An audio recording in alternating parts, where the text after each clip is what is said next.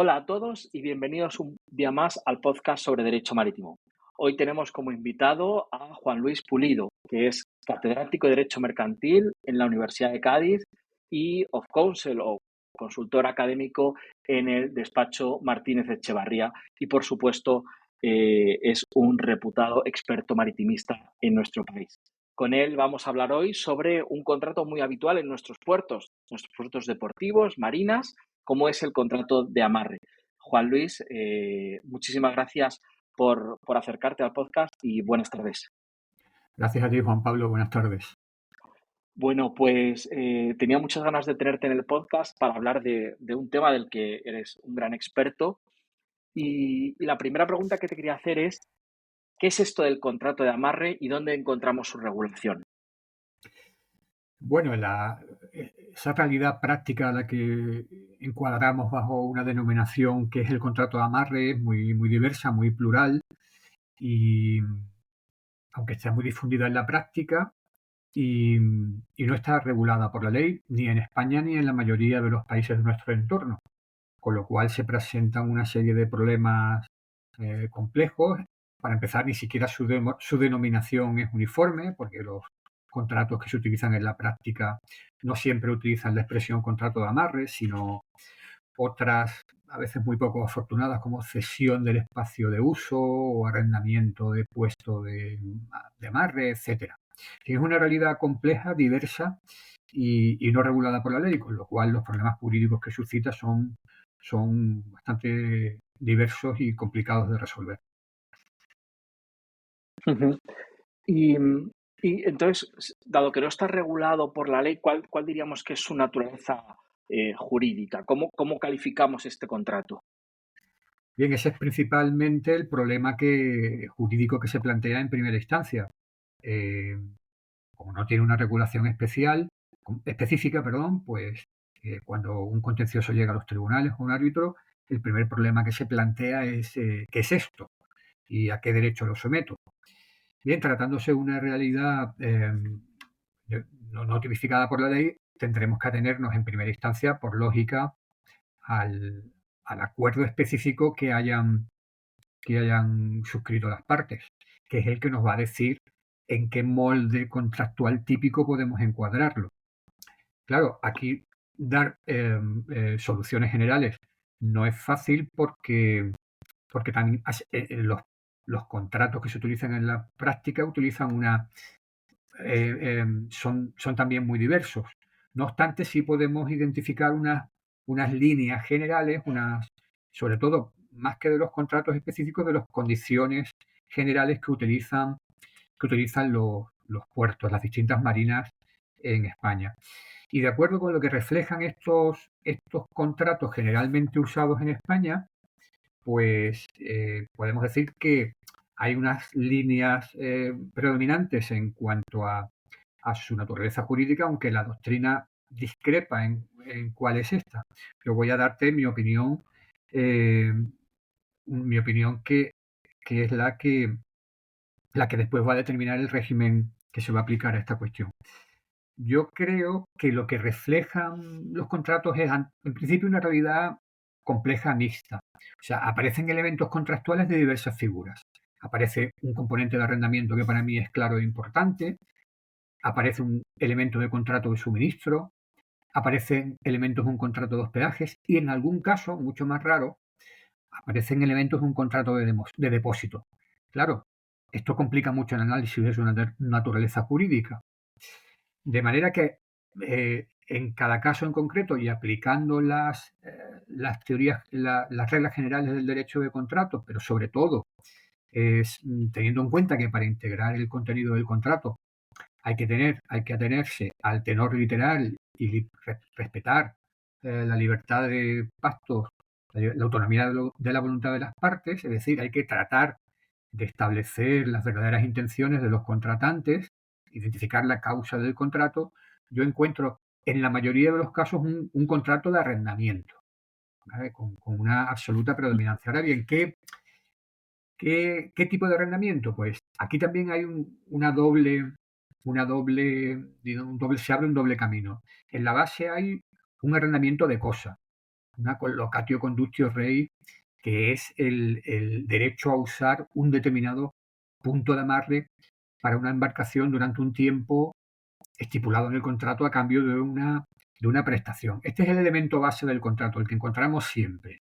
La posibilidad del quien recibe el servicio de amarre de utilizar un lugar para su embarcación. A veces el contrato se queda en esto, pero con mucha frecuencia sobre ese arrendamiento de cosa base se añaden unas prestaciones accesorias que pueden ser mayores o menores que a su vez empiezan a configurar ya superpuesta a esa relación básica un arrendamiento de servicios.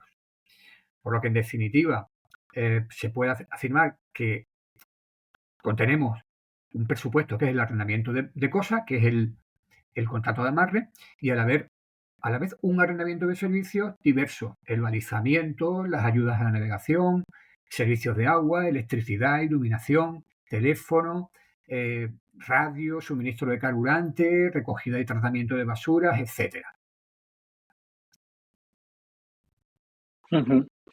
Y has anticipado un poco. ¿Cuál dirías, visto un poco el marco general en el que nos encontramos y que nos has descrito, cuáles serían las obligaciones o prestaciones principales de este contrato por parte del suministrador de este servicio? Claro, las he anticipado un poco porque para pronunciarse sobre la naturaleza jurídica el procedimiento es al revés. O sea, primero identificar las prestaciones y después, y después, eh, y después pronunciarse sobre su naturaleza jurídica. Pero bueno, eso lo sabes tú muy bien, no hace falta que insista. Pues bien, las prestaciones configuran, a mi juicio, un acuerdo complejo, un acuerdo que puede enmarcarse en diversas figuras típicas e incluso en distintas áreas del derecho. En la base, ya he dicho que puede identificarse una prestación fundamental, un presupuesto, una prestación básica, eh, según se desprende de los formularios contractuales empleados en la práctica. Porque esta figura contractual tenemos que ver cuál es su causa, cuál es la finalidad económico-social que cumple en la realidad. Y esta prestación básica, ya he dicho antes, que es la de permitir ocupar un espacio seguro, que generalmente es una lámina de agua, puede ser un puesto de fondeo, puede ser un atraque, puede ser un amarre, con una determinada embarcación. ¿Y para qué? Pues para facilitar el uso de esta embarcación, para que el usuario de la misma pueda subirse a ella, pueda hacer las maniobras de aparejo, salir al mar, disfrutar de ella y en su momento volver y dejarla en seguridad en ese puesto de amarre. Puede ser que el puerto se limite a proporcionar el amarre y los elementos metálicos de sujeción y el amarrista haga todo lo demás, pero también puede ser que ese puerto, sobre ese presupuesto de ese arrendamiento de cosas que identifiqué antes, ofrezca o no una serie de prestaciones complementarias. Aquí la lista es muy larga y cada una de ellas, a su vez, podría tener que ser sometida a un determinado régimen jurídico. Por ejemplo, el mismo hecho de quién ejecuta materialmente el amarre al puesto, al pantalán, etcétera. Puede ser que simplemente el usuario sea el que lo haga, o el puerto puede facilitar, proporcionar un personal de marinería que se encargue de ejecutar materialmente ese amarre, de sujetar la embarcación al puesto proporcionado. También puede encargarse el puerto de supervisar en mayor o menor medida el buque atracado durante el periodo en el que el usuario no lo está empleando en la navegación. Y esto a su vez configuraría una obligación de seguridad que en sí misma es compleja. Puede haber un contrato de invernaje, un contrato de mantenimiento de la embarcación en cuanto a su puesta a punto técnica, a su seguridad, su limpieza, la ventilación, arranque ocasional de los motores y de las bombas de achique, extracción de las baterías, etc. Sin todo lo que sería necesario para mantener en buen uso la embarcación cuando va a estar durante un periodo de tiempo largo sin ser usada.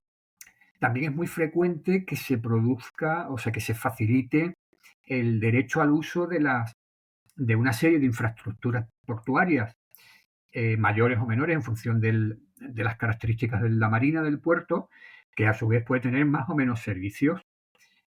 Lógicamente, estos servicios muchas veces se proporcionan a cambio de una contraprestación que es suplementaria a la propia de la tarifa de amarre, aunque también puede estar incluida en la tarifa de amarre. Y estos servicios pueden ser muchísimos: recepción de residuos, baños, aseos y duchas, lavanderías, suministro de combustibles, restauración, bares y restaurantes, libre acceso a otros locales de ocio del puerto deportivo, etcétera. Mantenimiento, reparaciones, en fin, una serie de prestaciones accesorias que yo simplemente he enunciado y que ni siquiera es un elenco cerrado, porque hay puertos que pueden proporcionar muchas más. Varía de unos ámbitos a otros. Ujú. Y vista la naturaleza jurídica, vistas las obligaciones, nos queda por ver uno de los elementos esenciales de todo esto, que es el tema de la responsabilidad, ¿no? Y hasta qué punto recae sobre la entidad gestora del puerto, sobre la marina, sobre ese prestador de servicio, la obligación de garantizar el aseguramiento o la seguridad de esas embarcaciones amarradas, y un poco cuál es la tendencia que si conoces que nuestros tribunales han dado a esta responsabilidad, ¿no? Hasta qué punto, como digo, es responsable la entidad gestora del puerto o no cuando ocurren sucesos que a menudo ocurren, ¿no? Hay temporales que dañan la embarcación, hay supuestos en los que la embarcación amarrada daña a otra embarcación, etcétera, ¿no? Ese tipo de supuestos. Cuéntanos algo sobre la responsabilidad. Pues, como bien sabes, Juan Pablo, este es el tema estrella, es la cuestión de mayor relevancia práctica, la que ocasiona mayor litigiosidad y mayores, por tanto, pronunciamientos de los tribunales. Y estos tribunales pues han hecho muchas veces em, pronunciamientos diversos y contradictorios. Aunque al menos en España, en este sentido, podemos decir que en los últimos años, a partir de los últimos 10 años aproximadamente, la línea jurisprudencial es más coherente, es más, es más clara, sobre todo a partir de una sentencia importante que hubo en 1999. Y también varía entre unos países y otros, porque siendo atípico en la mayoría de los ordenamientos, la solución, digamos, el- la sensibilidad de los tribunales en cada país puede variar, porque con mucha frecuencia los tribunales tienen tendencia a considerar al usuario de la marca la parte del contrato, lo cual evidentemente no siempre es así, porque pensemos que hay buques de recreo de un valor extraordinario y difícilmente puede considerarse que esos propietarios, esos usuarios, esos eh, amarristas son la parte del contrato. Y por eso con mucha frecuencia pues tienden los tribunales a ver en el amarre un depósito, diga lo que diga el contrato. Claro, al ver en el amarre un depósito, conlleva una obligación de guarda y custodia y por tanto se determina una inversión de la carga de la prueba, de manera que si algo le pasa a la embarcación, es el puerto el que tiene que ofrecer una explicación. Y si no la ofrece, asume la responsabilidad por esos daños. Bien, esto no es así en la inmensa mayoría de los casos. No es que no pueda ser así si se pacta expresamente. No hay nada que impida que una marina, un puerto deportivo, haga un contrato de depósito de una embarcación con un amarrista. Pero esto no es lo que ocurre en la práctica, sino más bien todo lo contrario. Los puertos tienden a decir expresamente que, que ellos no asumen la guarda y custodia de la embarcación, no se responsabilizan de la embarcación. Y esto, mm, por sistema, no debe ser considerado como un abuso de posición dominante, aunque puede haber algún caso de abuso de posición dominante del puerto, sino simplemente creo que responde bien a la realidad de los hechos, a la realidad material a la que esto obedece. Ya he dicho que en España desde 1999, una importante sentencia del Supremo, dijo nuestro tribunal, con buen criterio, que el amarre por sí mismo no conlleva la constitución de un depósito de la nave, con la correspondiente asunción de la guarda y custodia por el prestador de servicio. Por tanto, ¿qué reglas sobre responsabilidad se aplicarán? Las que resulten de la naturaleza jurídica del contrato. Es decir, dado que estamos en la inmensa mayoría de los casos, según mi criterio, en un arrendamiento de servicios, pues se aplicarán las reglas generales del contrato, las reglas generales del ordenamiento. Es decir, quien alegue un daño deberá demostrarlo y probar la relación de causalidad entre el demandado y el daño producido. Por tanto, concretando, el puerto deportivo no asume la guarda y custodia de la embarcación y, por tanto, no se constituye un depósito, no se produce la inversión de las reglas generales de determinación de la responsabilidad contractual. Ahora bien, dicho esto, esto no implica que el puerto pueda desentenderse absolutamente de la seguridad de la nave. Una cosa no conlleva a la otra.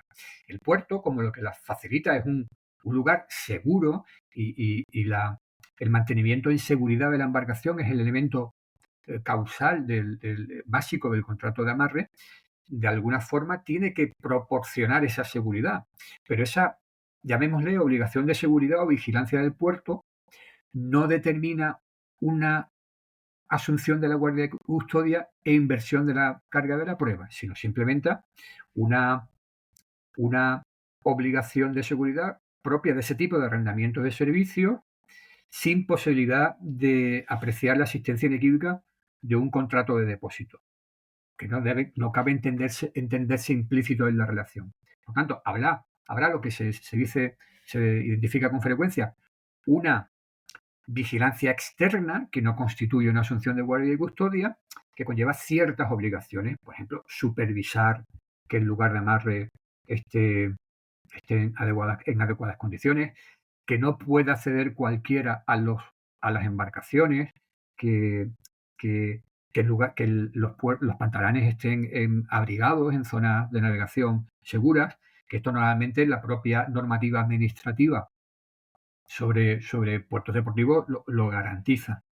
De manera que tenemos una cierta obligación de seguridad que debe proporcionar el puerto al usuario del amarre, pero que no constituye un depósito, por tanto no constituye una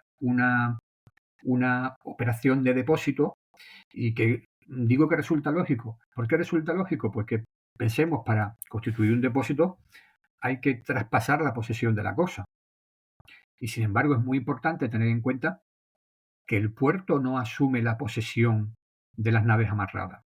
Puede asumirla, si se pacta expresamente, pero por regla general el usuario amarra, asegura la embarcación, apaga los motores y se lleva las llaves.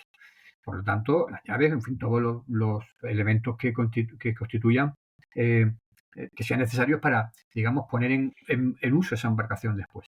Para que hubiera un depósito o la constitución de una guardia y custodia, habría que transmitir la posesión de la llave, la posesión de la nave, al puerto. Y esto es algo que, por mi experiencia y por lo que he podido averiguar por la práctica de las marinas, no se produce, sino todo lo contrario. Lo que se produce es una expresa declaración por parte de los puertos deportivos de que ellos no asumen la posesión ni asumen la guardia y custodia de la embarcación, con las consecuencias de responsabilidad que ello conlleva.